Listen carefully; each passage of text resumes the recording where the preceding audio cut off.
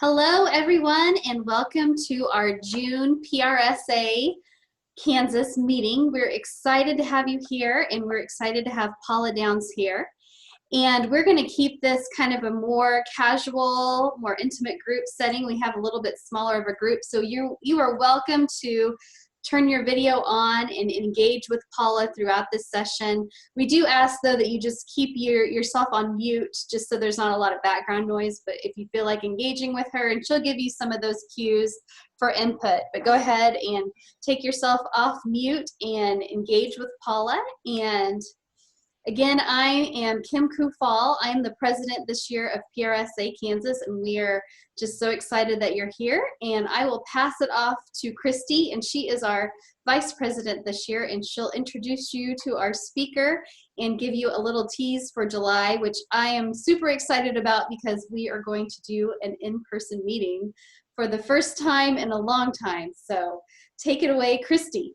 All right. Well, good afternoon, everyone. Thank you for being here today. We are excited to get back together, even though we're still doing it virtually.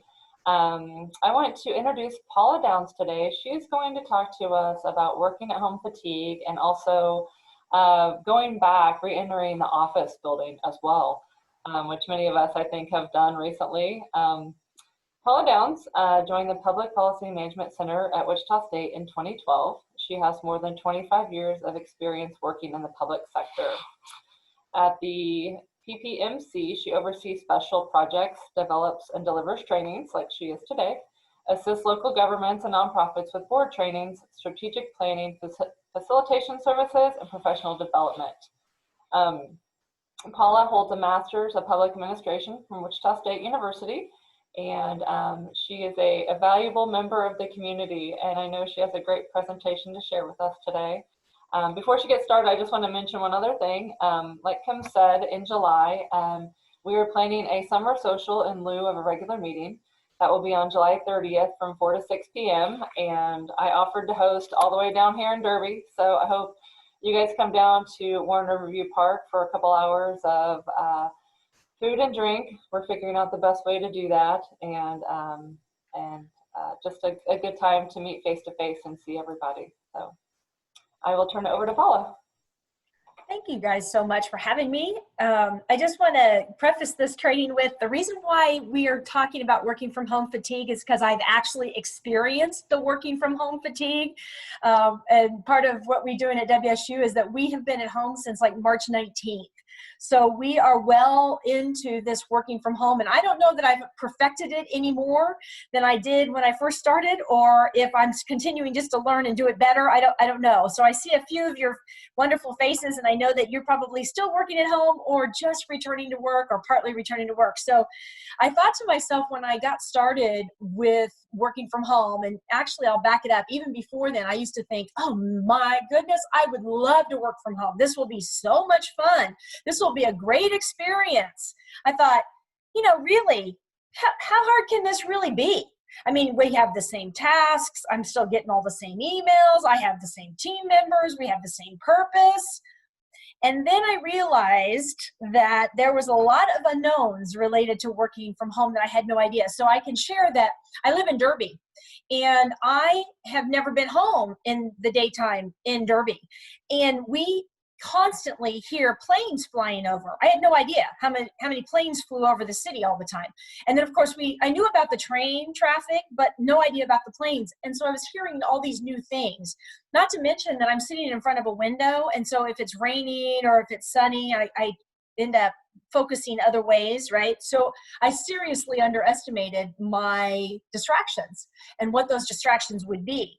And just the overall disruption in my regular routine, right? So many of us have things that we do every morning. I get up, I get dressed, I eat breakfast, I get in my car, I drive to WSU, I do all these regular things. And even when I'm in my office, there are routines, there are things that we do instinctively.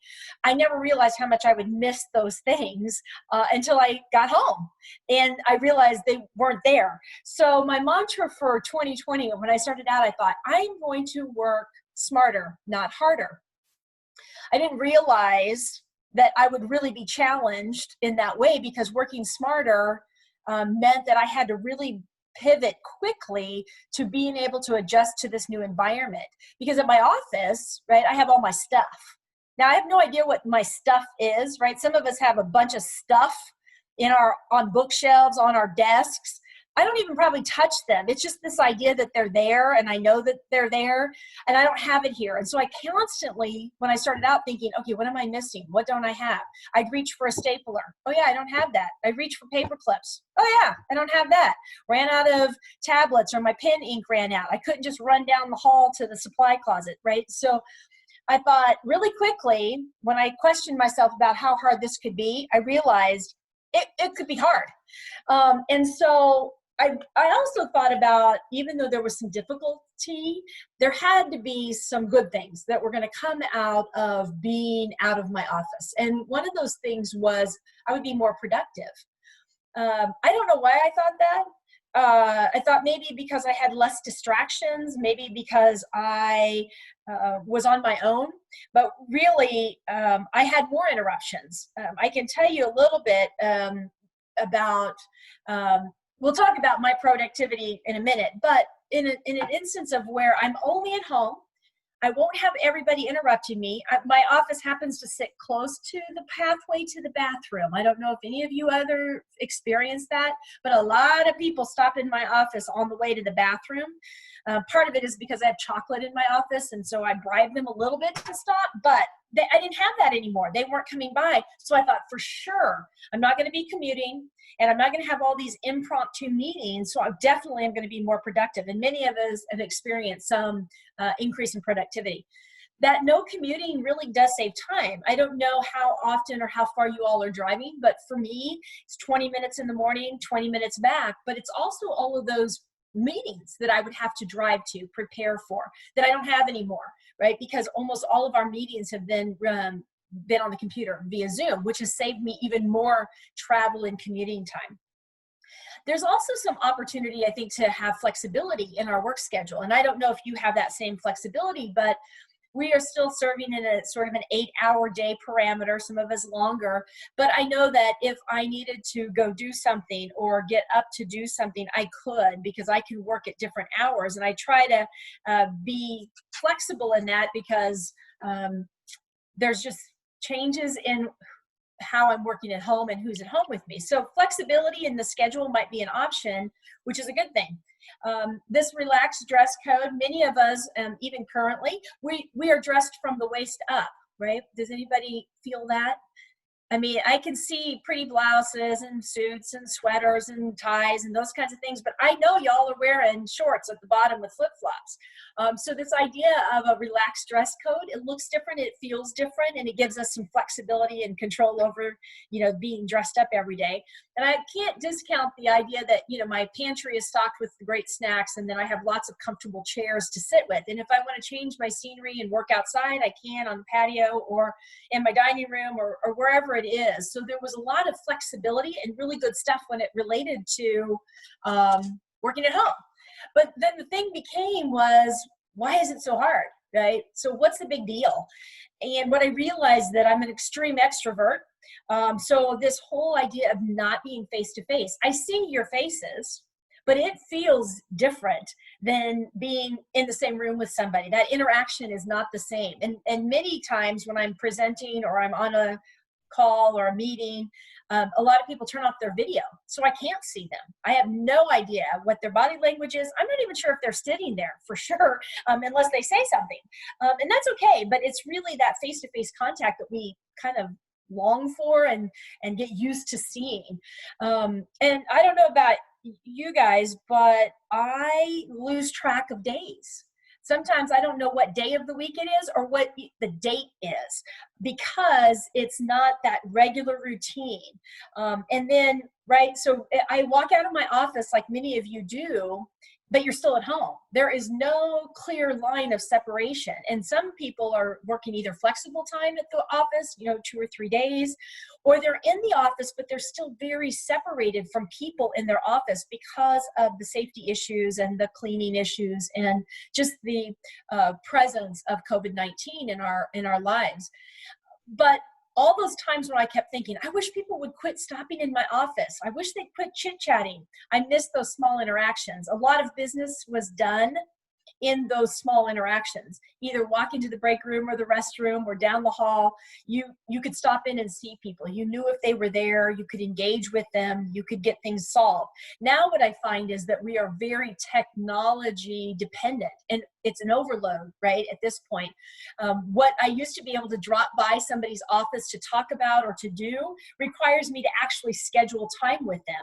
So we're using a lot of different kind of technology portals, but I have no idea if they're there.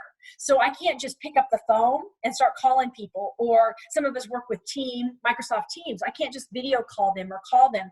I have to make arrangements from a technology perspective to engage with them. And so that is really hard, because I can recall several days where at one point, different staff members, one was using Skype Business, texting me, or that's not really texting, it's chatting with me. Then somebody else was sending me something in Teams, and they were chatting with me. The next thing you know, I was getting ready for a Zoom call, and I am so, of course, none of these platforms had we used before. I don't know about you all, but we never used Zoom for anything. We used some little Teams or some chat functions, but nothing like what we're having to do now. And so it didn't take long, probably in the first 3 weeks, to just be technology tired. And even now that I'm trying to train, because training and having discussions or having meetings, everything looks different. Everything feels different. Constantly reminding myself to look in the camera. I don't know if you all find that a difficulty. And if anybody has 2 screens sitting on their desk, it is so, I chase squirrels a little bit, right? So you'll see something pop up on one of your screens, and then you'll forget, oh man, I gotta keep looking at the screen so they think I'm engaged, which I am engaged, there's no thinking. But you're chasing squirrels because there's so much happening and everything is getting overloaded through those computers. So I haven't even talked about the other reason why it's so hard. Many of us have new coworkers. So when this pandemic started, my husband also came home to work, and our office is a shared office. So we're coordinating, okay, I have staff meeting at 9 o'clock, so you have to take your laptop and go to the other room. So we're coordinating work and Zoom calls and Zoom meetings. But I also inherited my daughter and her family, which includes my 2.5-year-old grandson and 7-month-old granddaughter. And now we're up to 3 dogs. And so I don't know about you all, but every time I start a meeting, so my dogs either decide something critical is going on outside, so they start barking or terrorizing each other. Or every morning, my grandson would come in and say, hey, Mimi, boom, and then he'd run out of the desk. Well, then he started figuring out he could see himself on my computer, so that became the fun part. How much can he get into the computer screen and talk to everybody, right? So he's become famous overnight related to that. And even the weather, right? When it's raining or when it's sunny, we long to be outside. When it's nice weather, when it's raining, it's kind of gloomy and you feel different. And so everything was impacting and creating all these reasons why this was so hard. And so I started thinking about this fatigue or this energy level that I was lacking. And was it really real, or was it just me? Because everybody handles things differently. I had somebody who said, I'm an extreme introvert. This is the best thing that's ever happened to me. I don't have to see nobody. I don't have to talk to nobody. I can just sit here and do my thing, and I'm perfectly fine. And I'll get on to talk about what I need to talk about during meetings. But for a lot of us, this is a very strange environment. And so we like to define things, of course, in higher academics, but it's this idea that fatigue is really this physical and or mental state of being tired or even lacking energy. And I think from my perspective, that was real. That whole walking, 2 feet or halfway across the house to my office, it just didn't feel the same. And it was making me tired because all we were is at home all the time. There was no exterior external stimulation. You know, we didn't get to walk to our car. And then I realized that people were saying, well, why is exercise so important now? And it's just that idea of moving. And I wasn't moving. So I was getting tired. I was lacking energy, which made it really hard. And so I decided to start thinking about or documenting these stages, right, that I felt working from home. So right before we left, it was like, oh, I got this. Man, this will be so fun working at home. I can sit here in my bunny slippers and my pajama bottoms and nobody will be the wiser. And I can get up and have a snack whenever I want. I don't have to worry about what I did or didn't pack that morning. And then I kind of moved into this idea of I was balancing information overload. And you probably may still feel this, but I know in the last probably first 6 weeks or 7 weeks, anybody and everybody whose email listserv I was on was inundating with emails. A lot of free offers for webinars, a lot of free information. We were trying to read about how to deal with all of the information coming out about COVID-19. We were trying to figure out how to lead remotely. Many of us have team members that aren't with us in the office or near us. How do we continue to make sure things are moving forward? For me, we are in sort of the consulting business. And so we were beginning to either lose or postpone contracts. Work that I would normally be doing wasn't there anymore. So I was starting to feel loss at some point. Loss of my coworkers not being here, loss of that routine, loss of work or change in work. And I started, you know, there was a little bit of a panic attack that happened related to, oh my gosh, what are we going to do? This is not normal. I want normal. But I realized that we quickly had to start thinking differently.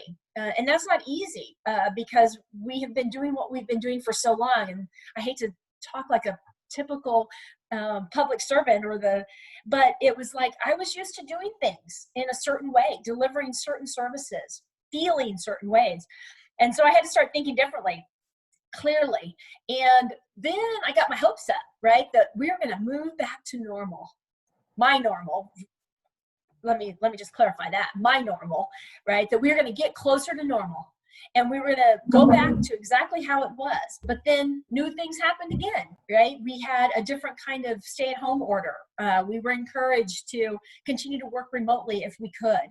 And those were another hurdle, right? So, because I'd already started thinking that we were going to be normal. Okay, so then I got embraced with this whole idea of, okay, it's not going to be the old normal, but what is going to be the new normal? What am I going to take away from where I've been and what I've been doing at home and move it back to the office permanently? And now I'm thinking I'm looking at ways in which I can be innovative.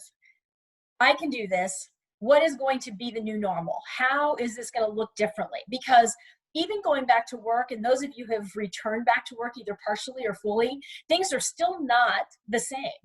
Everybody thought, and I thought, that if I got back to the office, it was all going to go back to normal. But even going back to the office means new safety considerations, new ways in which you engage with people. I think we're always going to have this technology piece to our work world. I don't think that's ever going to go away. I train and I deliver conferences. What am I going to do in the future? How is that going to look differently? How is it going to be maybe a hybrid? How are we going to engage in a better way? So now we're talking about what that new normal is. Even working at work, people will, I think, always be conscientious of working around people and what that looks like. I think I'm just going to throw this out a little bit, but we've talked about why has it been hard. So I'm interested in knowing what's been hard for you. Either working at home, still working at home, returning back to the office slowly. What's been hard? I know it was hard for me working from home and then teaching school to my children and trying to figure out that balance. And that was hard. There was a big sigh of relief in my house when school was out for the summer. Absolutely. But then we have a new conversation that might be happening in the fall, right? So we at WSU, same way. We have students that come from all over the world, all over the country. And we cannot put 16,000 students back on the campus necessarily. So they're going online. Well, online means they're at home, right? And I know your local school districts are talking about Maybe 1 week, part of the class comes for the week and the other class is on Zoom, which means that there's going to continue to be burdens with our staff and with ourselves. And I can tell you, my husband and I have enjoyed being empty nesters, but I can tell you we are really enjoying being empty nesters now, because I don't know what a struggle for parents to be full-time workers and school teachers and all the other things that they've taken on.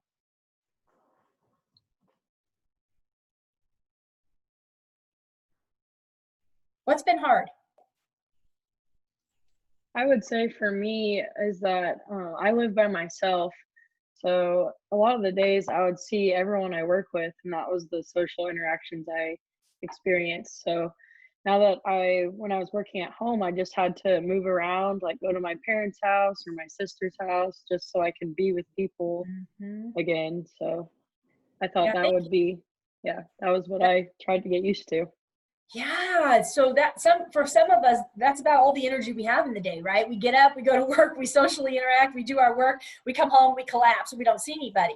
And now I'm constantly searching for, okay, how can I see people? Like, how can I be involved, like face-to-face involved with people? I'll share some of the things that we've gotten creative at work with. Why is it hard? Anybody else love to share? Sometimes when I'm home all day and usually I go out for lunch or I come home for lunch, and now I'm here all day. I have lunch delivered or I make my own, and then 5 o'clock comes around. I don't want to leave. Just stay here. So I'm just staying here 18 hours a day. Yeah, it gets tiresome. This is a funny story, but one of my team members, she's been home, obviously. And obviously she was having DoorDash and Uber Eats deliver meals to her during the day for lunch.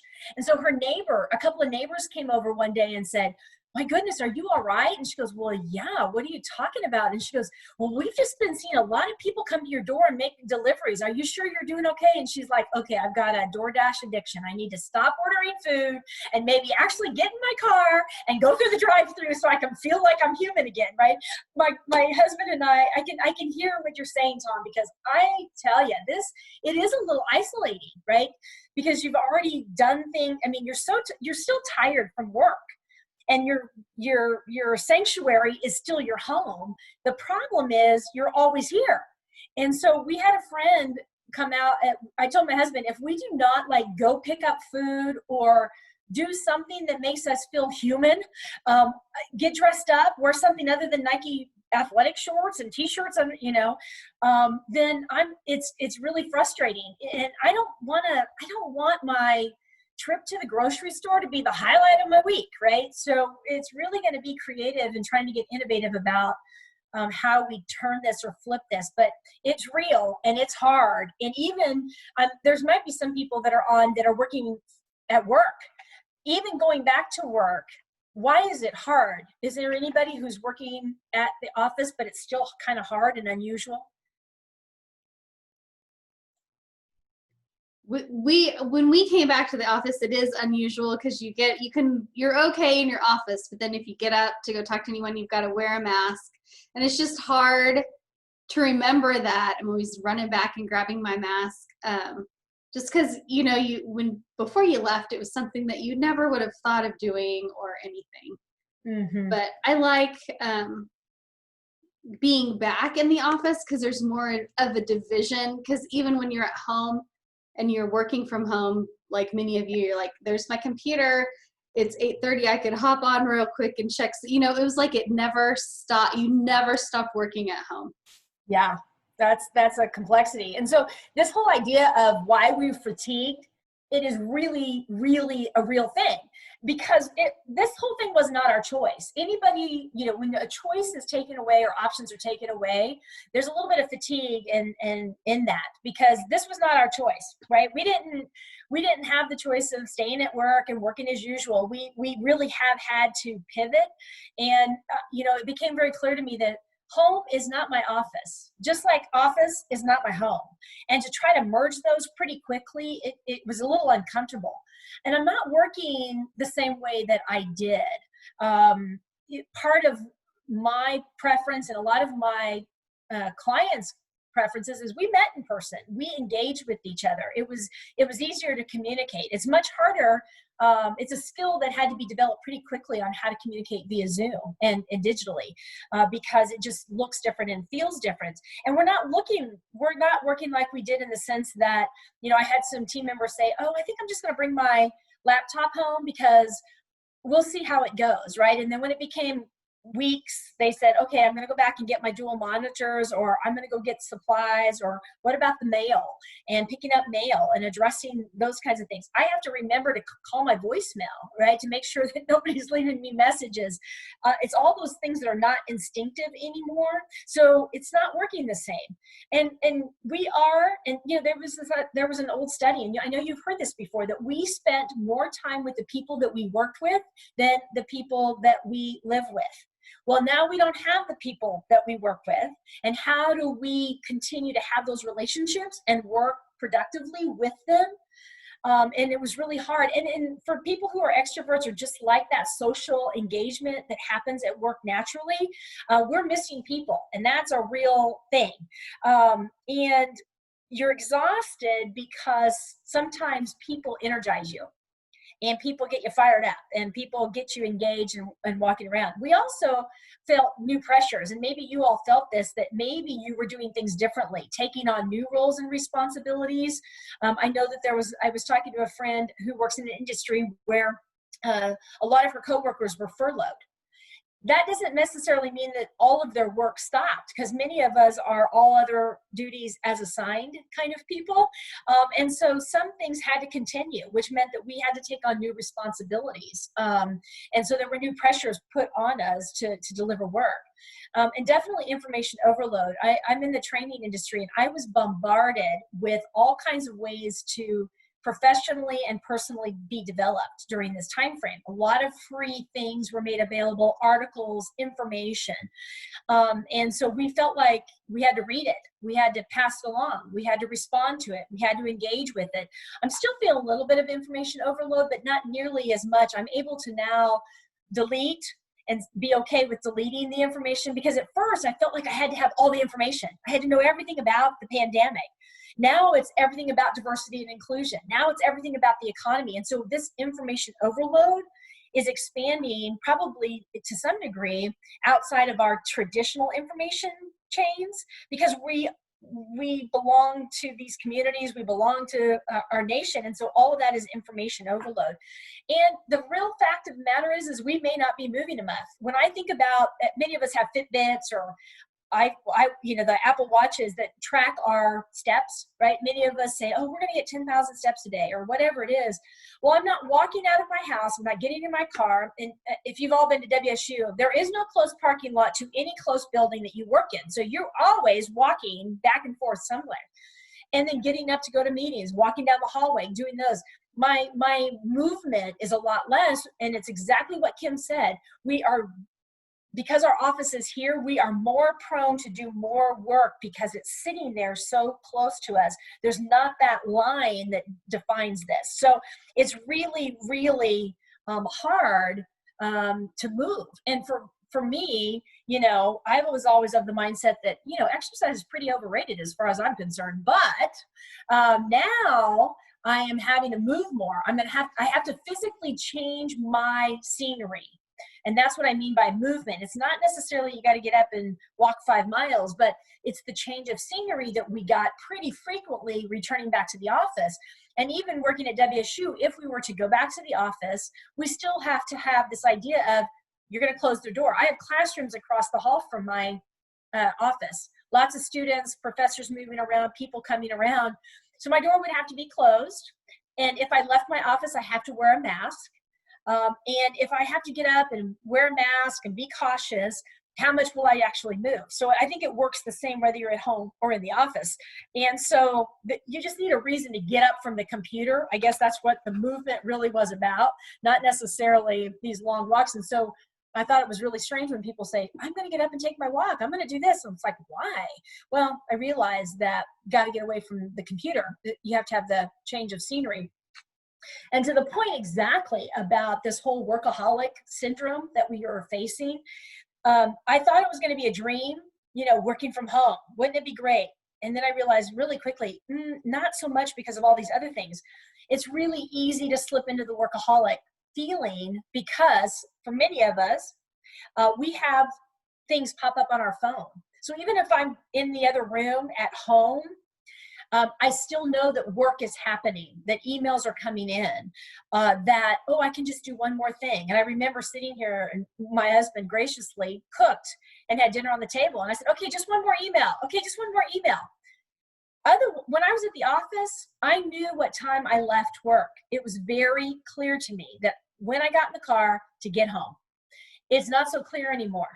And so I think it's really easy to slip into that workaholic mind frame and guilty and feeling guilty when I don't do something, right? Oh, I should have answered that. Oh, I should have done that. Oh man, much more so than I ever had before. And of course, burnout can occur with limited interaction with people. How do you relate? How do you move away from your computer or your home in an intentional way? And that requires planning. And there is a little bit of anxiety that we are needing to do more. I remember when all of this hit, I felt like everybody else was so far ahead of the game, right? Many of you might have felt like, oh man, this organization is really responding well. And oh man, this person that I'm following is really doing. And I realized I felt like I wasn't doing enough quickly enough. And I didn't realize that this was a huge mountain. Like this was going to be something brand new. We had to get used to even utilizing Zoom. And anybody who's been on Zoom with any amount of time, like we logged on 15 minutes before this training. And I couldn't figure out how to get my screen to show you the PowerPoint without all my crazy on there. And so it's technology and it can go wrong. So there's a little bit of anxiety related to that. But most importantly, developing those bad habits. I was delivering this and one of the ladies said, yeah, I find myself staying up later at night and sleeping in longer in the mornings, right? Because I have developed different habits working from home because I can, right? So I used to get up at 5:30 every single morning. I was out the door by 6:15 or so, through the Starbucks drive-through, have a little bit of an addiction, and then going to WSU and sitting at my desk, turned on, ready to work by 7 a.m. Please don't ask me the last time I got up at 5:30 or the last time I turned on right at 7 o'clock because it would be embarrassing to me. But those habits, and there's bad habits, but there's also good habits. So this is another, I'm interested, what habits have you developed, good and bad, related to this working at home or returning back to the office that look different than maybe what it did before? Have you developed any?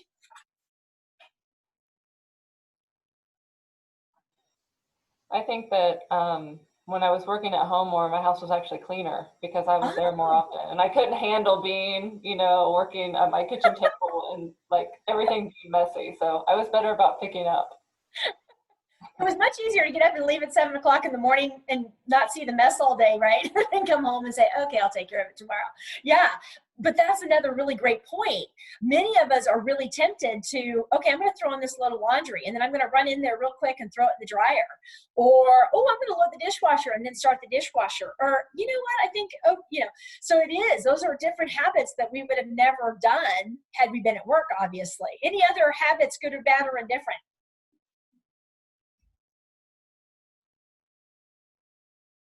I have a quiet group. I think it was easier when I was working at home.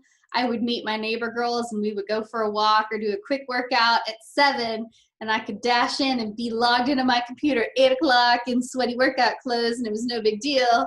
And now my workout is on the decline because I'm getting ready again and traveling to work and getting my kids off. So yeah, I always said that, this whole, our particular center, we've made a determination that we won't be returning back to work until at least August 1st.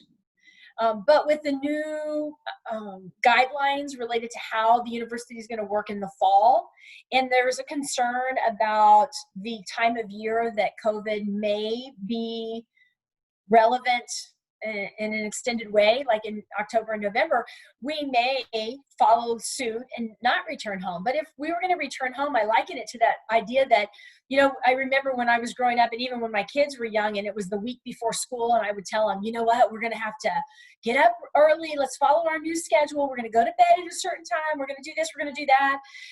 And we're going to get ready to go back to work. And I fear that that's what's going to be like after being home for 4.5 months is I'm going to have to figure out, I'll be tired for a while to get back into my old routines and develop new and better habits. But you're right. There's a little bit of flexibility that comes along with working remotely because for some of my team members, you know, they do have kids at home. They do have daycare and camps that have been canceled. So they're having to do things different.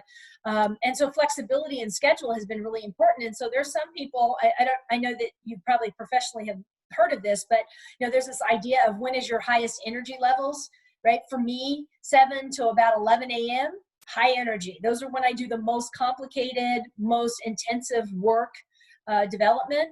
But come about 11:30 or 12, no, and I'm fine right now because I'm getting to talk to you all, but from about noon till about 3, 4 o'clock in the afternoon, not my most productive. I reserve those time frames for things that don't require me to do a lot of heavy lifting. But then about 7 o'clock, 8 o'clock at night for a couple, 2, 3 hours, highly, highly productive. And so we have given some permission, I guess, to be really flexible in how we work in order to make sure that we are preventing burnout and from preventing fatigue.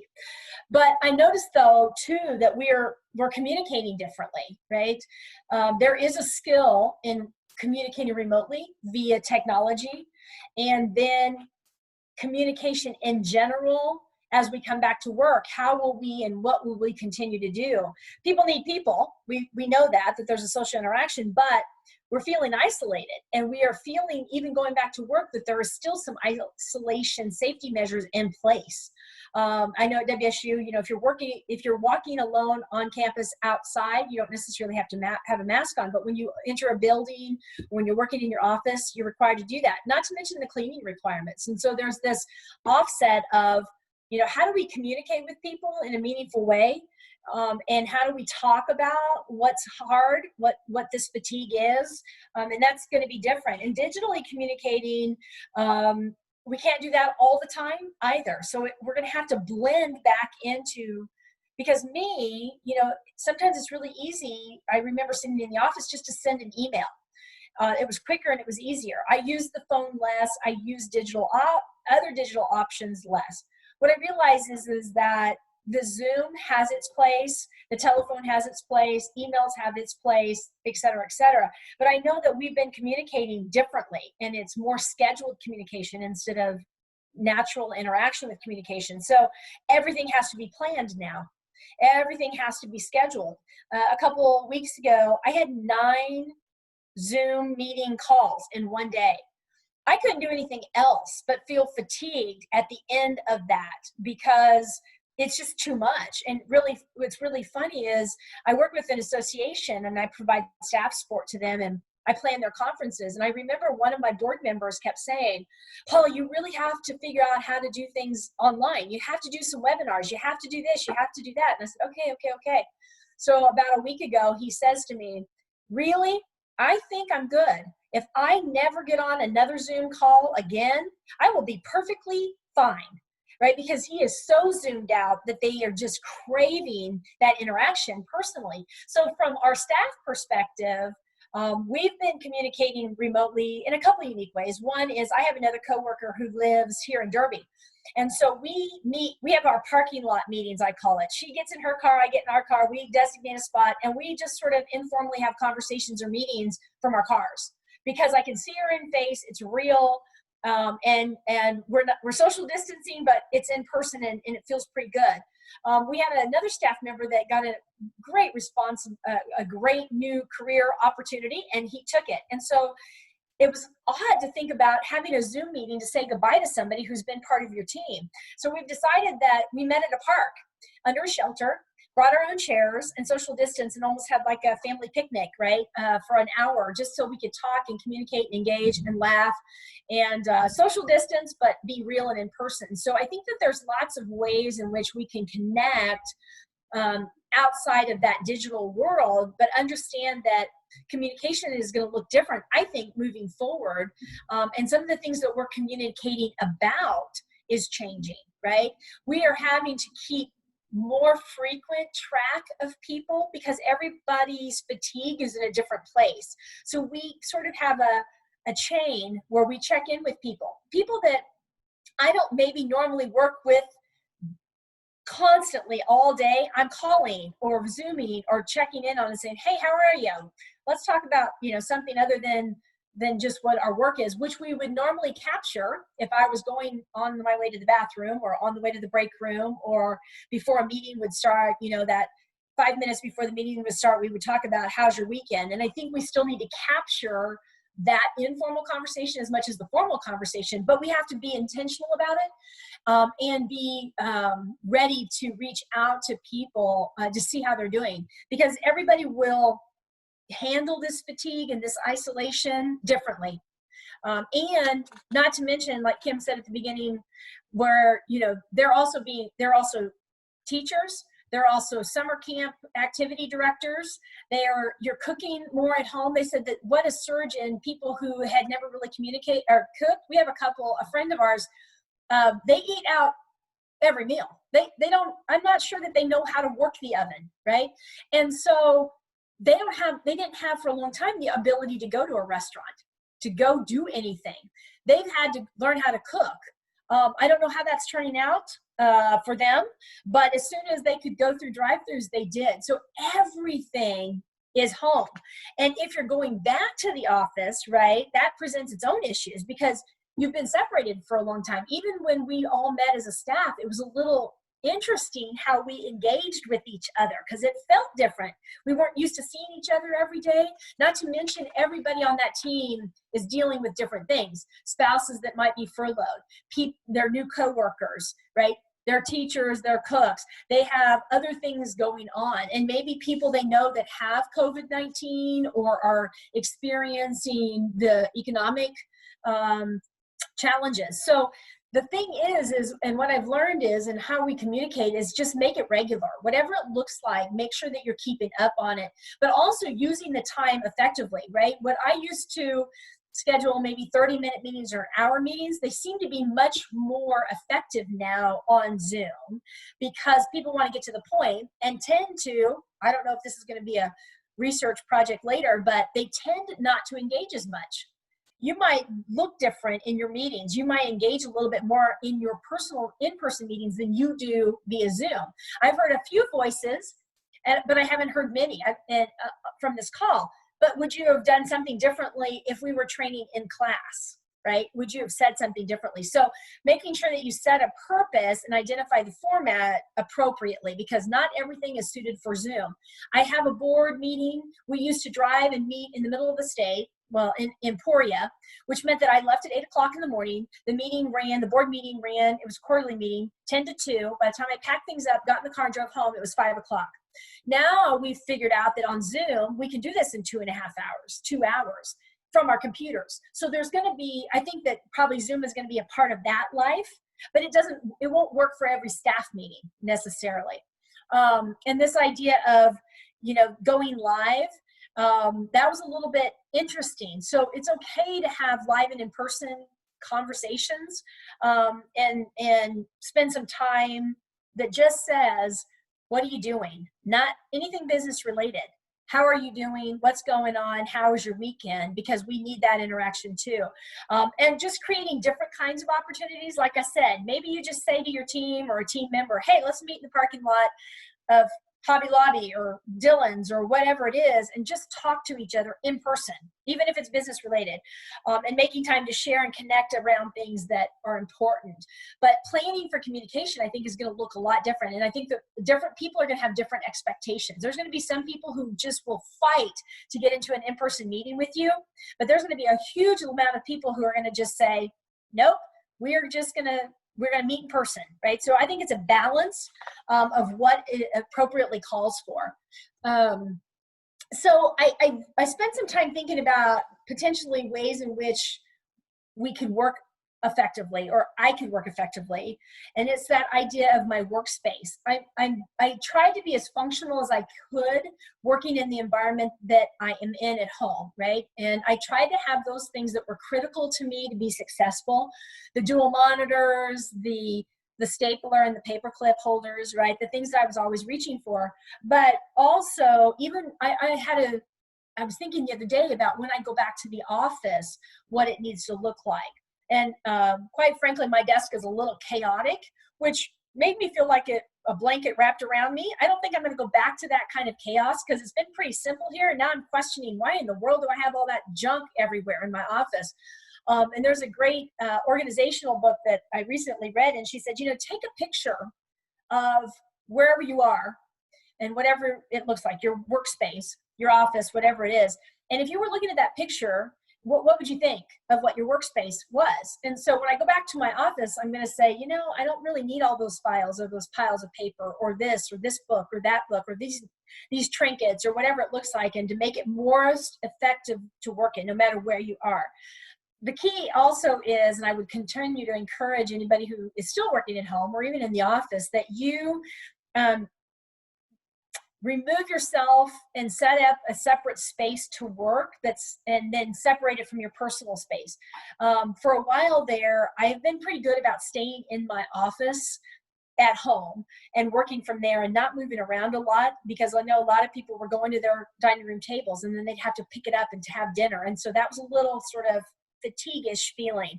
I also do a lot better with a daily plan, making sure that these are the 3 or 4 things I know I have to get done, so that if I decide to start chasing squirrels, I can be focused and get back on that. So my daily routine, my planning system, my to-do task list, and how I accomplish that is even more important to me now, and building my schedule. I'm also scheduling and being intentional about communicating with my team members on a pretty regular basis, at least once a week, to engage with them, see how they're doing, and just talk to them about work, but also personally how they're doing and how I can be helpful. I'm also trying to minimize distractions, so you will notice that you did not hear my dogs. They got kicked out, but it's interesting that I can hear them sniffing under the door, like really loudly. Thank goodness you all can't hear that, but those are the distractions that I have to minimize on a pretty regular basis. And the other idea is, and somebody does this miraculously, is wearing headphones, right, to talk into if you have access to that. But my most important lesson to myself, and I'm going to share it with you, is sticking to a schedule so that you don't overwork. And so that you are separating whatever's happening at home and your personal. And sometimes that means I go into my office and close my door and then when I leave my office, I close the door, because I promise you that my office calls my name. It whispers my name at all times in the evening. And I don't feel like I can even take lunch, right? Like, oh, if I just got all this stuff done. And I find myself getting out of my normal routine of getting up in the morning, starting work at a certain time, breaking for lunch at a certain time, and doing those things. Even if that's driving through a drive-through and sitting someplace else in my house or outdoors away from my desk. And I used to have a really bad habit at lunchtime eating at my desk. I may not have been doing work, but I was in that environment, and that is not a good habit for me to have. And so I still have not immediately got up at 5:30. I tend to work at 7 o'clock, but I'm thinking that if I did get up at 5:30, what could I do, right? I could walk and move. I could take some time to do some other personal things to get my morning started off right. So I'm trying to be good at working at home so that I'm better when I come back to work. And so even returning to work, though, we figured out that it's different. It's going to be different. And it's awkward a little bit after being separated from people for like 3 months. I mean, I've seen them on the computer, but I haven't kept up necessarily with everything that's going on as we would if we were all together. So it's a little bit interesting that even in returning to work, there's going to be a new normal. And even working from home, there's been a new normal that's transitioned, ebb and flowed over the course of me being there. And I think there's a lot of changes that could potentially still occur as we learn more and as we figure out what this looks like. Because, you know, when we think about working remotely, that sparks a whole bunch of what's the policies? What are the procedures? How are we going to communicate? How are we going to do performance evaluations and make sure they're performing as they should? And I found this quote because I thought it was pretty brilliant about, you know, we're not all in the same boat because we're experiencing different things related to everything that's going on, but we are going through the same storm. So there's some things that are constant for all of us, and there's a lot of changes happening at once. So my question to you is what have you learned working remotely or in this new norm? And what's not going to return? I mean, what are you going to take forward with you, right? So what are the new norms that you're experiencing or developing that you think are going to always be there as you work from home, work back at the office? What are your innovations? I think that it's sometimes tempting to be effortless in the way we communicate as people are walking by our desks. And I've learned that we have to be more deliberate. We have to set times to talk and, you know, respect scheduling and really just take more initiative to make sure those relationships remain strong. Oh, I so agree. I was thinking to myself, thank you for saying that, because I am the known culprit of sitting in my office and yelling down the hall at one of my team members, like, hey, Morgan, what about this? You know, and I don't know who's walking by in the hallway or if they think I'm talking to them. And then she'll yell back to me, or we'll meet in the hallway, or we'll run to each other's office. And I think you're right. I think that communicating in what Zoom has taught me is, and being remote, is that you do have to be intentional. You do have to schedule it. And that necessarily is not a bad thing, because I know that I drove her crazy, right? Because I have no idea what she's in the middle of down the hallway when I do that. I have no idea what somebody might be in the middle of as I walk by their office. And so I've learned, I think I need to learn a little bit better. Do you have a moment?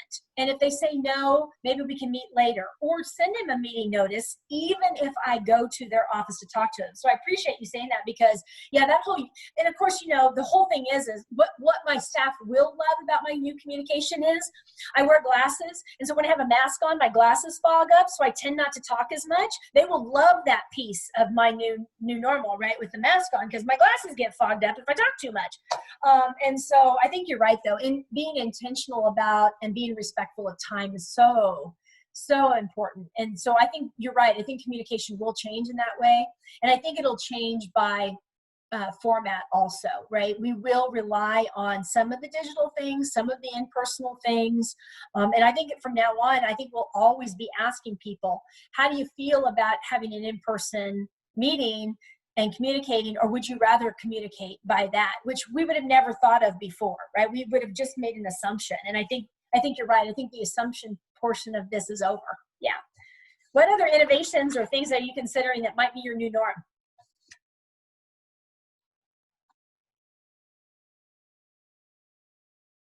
Okay, I will consider you all a work in progress, and you're going to continue to work out what that looks like for you, because it is different.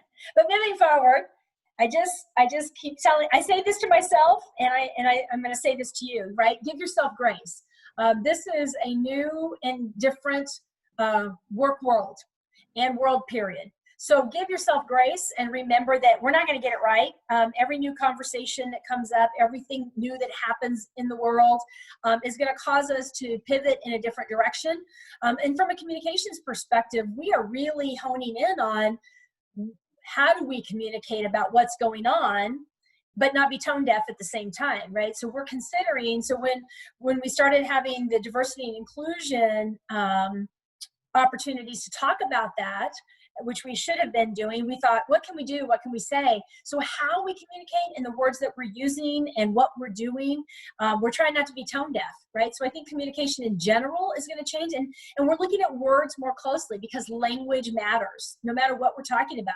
When we started thinking about how do we talk about COVID? How do we talk about economic? How do we do those kinds of things? I think words and language matter. And so how we communicate more specifically is going to take a little bit more time for us to think about. So give yourself grace.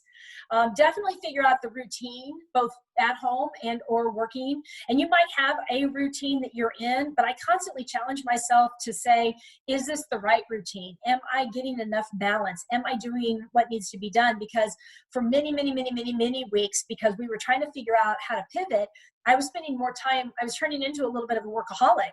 I was sitting on the couch watching TV, but you know how that goes, with work on my lap, right? So I was trying to multitask, which wasn't. So I think if you constantly challenge you to figure out your routine, but consistently be innovative. I mean, if nothing else that I've learned over the last 13, 14 weeks is that just because we've done it this way for however long doesn't mean we need to continue to. I think there's lots of opportunities. For me, I have lots of great ideas and development ideas and opportunities.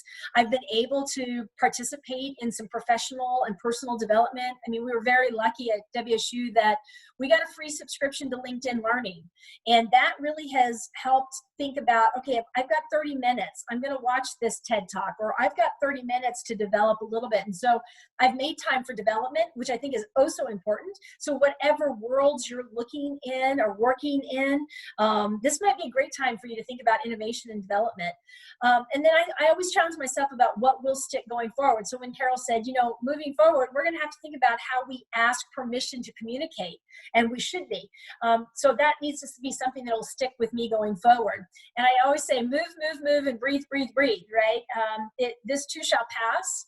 It'll be a new norm, but I think that it will get worked out. And I appreciated when, I can't remember who chimed in about, you know, my social interaction was with people I worked with. So now I just get up and I go to my parents' house and work maybe a couple hours, or I go to my sister's house, or whatever that looks like. And I think that that's great, because moving and breathing will be great. And don't forget to be creative in what you do. There's always ways to pivot. And so for the last 2 years, I've said, I'm going to do webinars. I'm going to do this. Well, my goodness, now that's all I do. And it's not as scary as I thought it was. And I've learned a lot about it, ups and downs, and there's been ebbs and flows. So I think that that's going to be critical moving forward if you continue to reevaluate and define what the new norms are. And so we've talked a little bit about this, but I want to give you one last opportunity. Just share anything about what you've learned through this. If there have been any other specific challenges that you faced, and if there are ways in which you're thinking about innovation in a different way, whatever that looks like.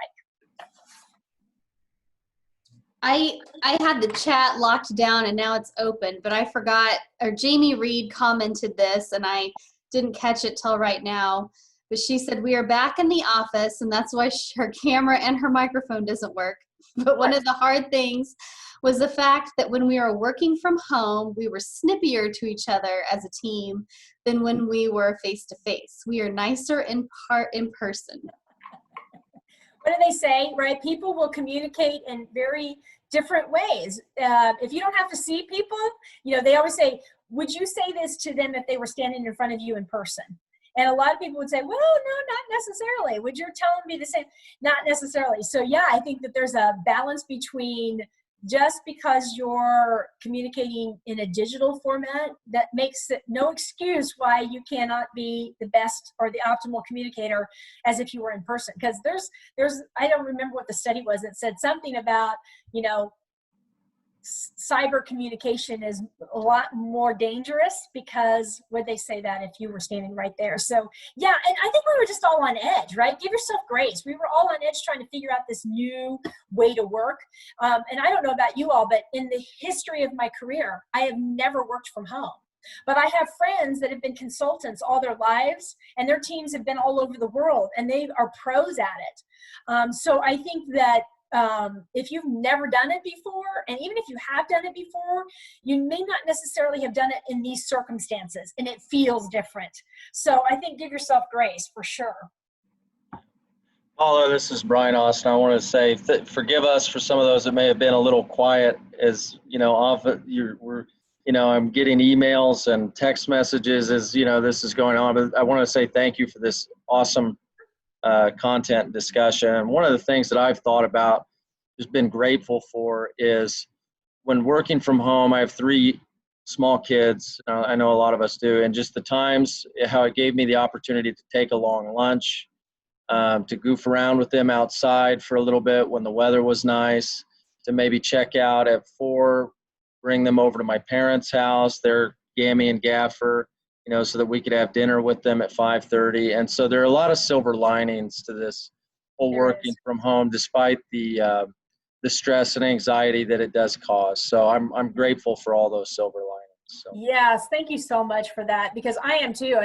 For every time my grandson runs in here and he's live on camera, I've just gotten used to the distractions being what they were, because I'm so grateful that they're here and that they're safe, and that they are experiencing this whole work from home with me. My grandson, we go on walks, and in Derby, the rocks, right? People are painting the rocks and they're leaving them all over the place. And he gets so excited about, so we have a COVID-19 box that we've started for him about, the things that he's collected and the journeys that we've had and the things that we've learned and all the stuff, because somebody said early on, we should have all been journaling our time. This is a unique time that we all have. And the fact is that there are lots of silver linings, and the fact that we can take a little bit longer lunch and do something fun is the best part of working from home. And I think at the end of the day, most of us can recognize that as long as the work gets done, I've told my team this, as long as the work gets done, I don't care if you're up at 12 o'clock. If that's where you are the most optimal in working, I said, but don't expect me to return an email. I love you for it, but go ahead and work. You're going to be working without me. I'll see you at 7 o'clock the next morning. But not everybody comes into work at 7 o'clock in the morning, right? So I tell my staff, you're going to see emails from me at 7 a.m. I know you're not coming in until 8 or 9 o'clock. That's okay. I just want the work done at the end of the day. I want to know that you're okay. And so lots of silver linings, and just maneuver the best that you can. Give yourself grace. We're doing the best that we can. Well, thank you so much, Paula. That was excellent. That was such good information. And this has been recorded, and I will send that out to everyone. And does anybody have anything else they want to add before we close for today? Okay. Well, thank you very much, Paula, and thank you everyone for attending. And we hope to see you in July at our mixer, and information will be coming out about that soon. Stay safe and stay healthy, and we'll catch you next time. Bye. Thank you all.